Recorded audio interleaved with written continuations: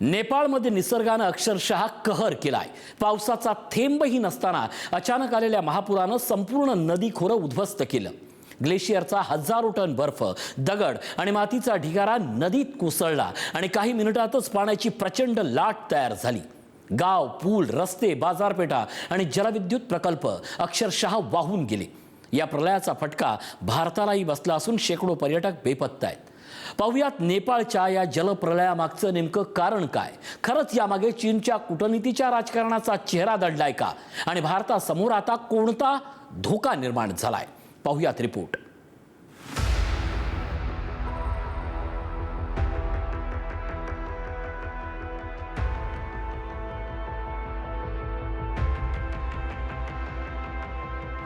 हिमालयाच्या कुशीत वसलेल्या नेपाळवर 26 ऑगस्टला निसर्गाचा असा प्रहार झाला ज्यानं काही मिनिटात संपूर्ण परिसराचं चित्र बदलून टाकलं। आकाशात ढग नाहीत, मुसळधार पाऊस नाही, तरीही नदीचं पाणी अचानक रौद्र रूप धारण करतं। भोटेकोशी आणि त्रिशूली नदीच्या खोऱ्यात पाण्याची प्रचंड लाट धडकते आणि त्यासोबत वाहून येतात बर्फ, दगड आणि मातीचे महाकाय ढिगारे। मात्र अमेरिकेच्या USGSच्या विश्लेषणानंतर वेगळंच वास्तव समोर आलं। भूकंप झालाच नव्हता। सुमारे 5200 मीटर उंचीवरील ग्लेशियरचा तब्बल 2000 फूट रुंद भाग अचानक कोसळला।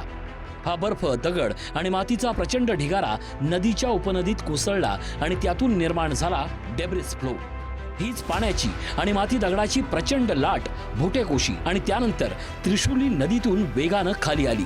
मी व माझ्या 9 मैत्रिणी आम्ही महाबळेश्वरमधून नेपाळ येथे फिरण्यासाठी आलो होतो आणि आता नेपाळची सिच्युएशन बघता जी पूर परिस्थिती आलेली आहे त्या संदर्भातच मला पालकमंत्री महोदय स्वतः आमच्या कॉन्टॅक्टमध्ये आहेत। त्यांनी आमची विचारपूस केली आणि माननीय मकरंदबा पाटील यांनी स्वतः विचारपूस केली व सातारा जिल्ह्याचे जिल्हाधिकारी यांच्या इकडूनही फोन झाला, तेही कोऑर्डिनेटमध्ये आहेत आमच्या।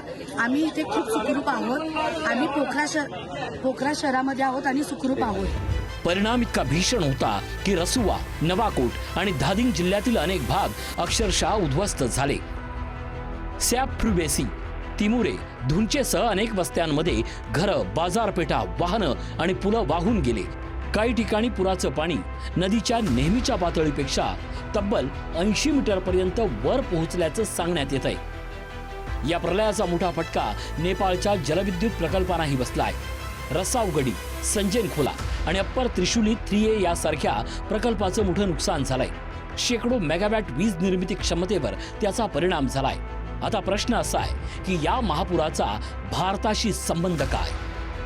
भोटेकोशी त्रिशूली नदी प्रणाली पुढे नारायणी अर्थात गंडक नदीशी जोडली जाते, त्यामुळे भारताच्या सीमावर्ती भागातही सतर्कता वाढवण्यात आली आहे। मी व माझ्या 9 मैत्रिणी आम्ही महाबळेश्वरमधून नेपाळ येथे फिरण्यासाठी आलो होतो आणि आता नेपाळची सिच्युएशन बघता जी पूर परिस्थिती आलेली आहे त्या संदर्भातच मला पालकमंत्री महोदय स्वतः आमच्या कॉन्टॅक्टमध्ये आहेत। त्यांनी आमची विचारपूस केली आणि माननीय मकरंदबा पाटील यांनी स्वतः विचारपूस केली व सातारा जिल्ह्याचे जिल्हाधिकारी यांच्या इकडूनही फोन झाला, तेही कोऑर्डिनेटमध्ये आहेत आमच्या।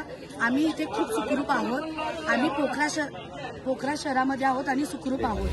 बिहार आणि उत्तर प्रदेशातील गंडक नदीकाठच्या जिल्ह्यांमध्ये प्रशासन अलर्ट मोडवर आहे। गंडक बॅरेजचे दरवाजे उघडण्यात आले असून NDRF आणि SDRFच्या पथकांना सज्ज ठेवण्यात आलंय। याचवेळी भारतीयांसाठी आणखीन एक चिंतेची बाब समोर आली आहे। नेपाळमध्ये बेपत्ता असलेल्या पर्यटकांमध्ये मोठ्या संख्येनं भारतीय नागरिकांचा समावेश आहे।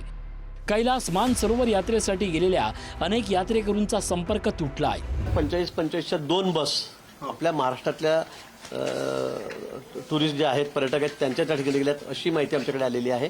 80 लोक जवळपास आहेत त्यात आपले अशी माहिती आहे।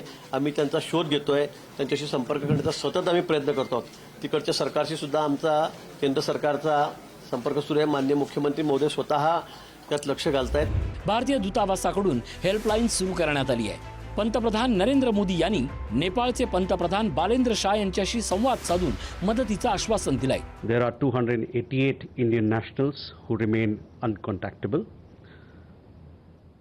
These include 73 Indian nationals who are working on Trishuli 1 power project. Our embassy in Kathmandu is in touch with the project head to get more details about these people. पण नेपाळचा हा प्रलय केवळ एक दिवसाची नैसर्गिक आपत्ती म्हणून चालणार नाही. हिमालयातील वेगानं बदलणारं हवामान, वाढतं तापमान आणि ग्लेशियरची अस्थिरता यामुळे भविष्यात अशा घटना अधिक धोकादायक ठरू शकतात असा इशारा या घटनेतून मिळतोय.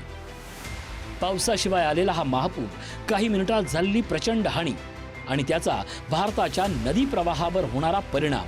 हिमालयातील बदल आता केवळ हिमालयापुरते मर्यादित राहिलेले नाहीत, त्याचे पडसाद थेट भारताच्या मैदानापर्यंत पोहोचू शकतात. नेपाळमधील हा प्रलय एक गंभीर इशारा आहे. ग्लेशियर मॉनिटरिंग, अत्याधुनिक पूर्वसूचना यंत्रणा आणि भारत नेपाळमधील नदी व्यवस्थापनाचा समन्वय आता अधिक मजबूत करण्याची गरज आहे. कारण हिमालयात कोसळणारा बर्फ असो किंवा तिथून वाहून येणारं पाणी, त्याचा परिणाम सीमेपलीकडेही होतो आणि म्हणूनच नेपाळचा हा प्रलय भारतासाठीही धोक्याची घंटा ठरतोय. ब्युरो रिपोर्ट, पुढारी न्यूज.